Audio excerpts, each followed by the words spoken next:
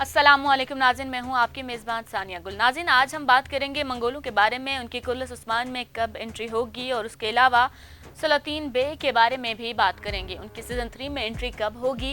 नाज़िन, अगर तारीख की बात करें तो मंगोलों की सल्तनत बहुत बड़ी सल्तनत थी, जिसका जिक्र हमें अर्तुगरुल सीज़न में भी देखने को मिला और हमें कुल्लस उस्मान के सीज़न में भी देखने को मिला है और अब हम सीज़न 3 में भी देखेंगे। अब कुल्लस उस्मान देखने वालों का ये सवाल है कि उनकी एंट्री कब होगी। कुछ लोग देहातों के बारे में भी, उसकी दोबारा एंट्री के बारे में भी पूछ रहे हैं। तो नाज़रीन, देहातों की वापसी कभी नहीं होगी, लेकिन मंगोलों के कमांडर की एंट्री हो सकती है, जैसे कि तुबई के बाई और उनके कुछ और मंगोल कमांडर भी हो सकते हैं।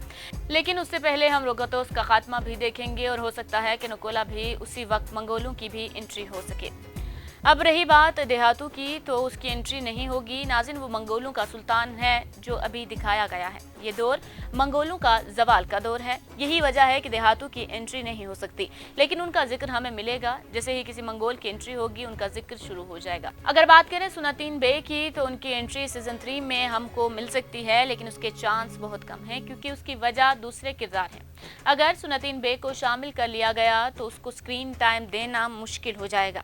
यही वजह है कि इसकी अभी तक एंट्री नहीं हो सकी है।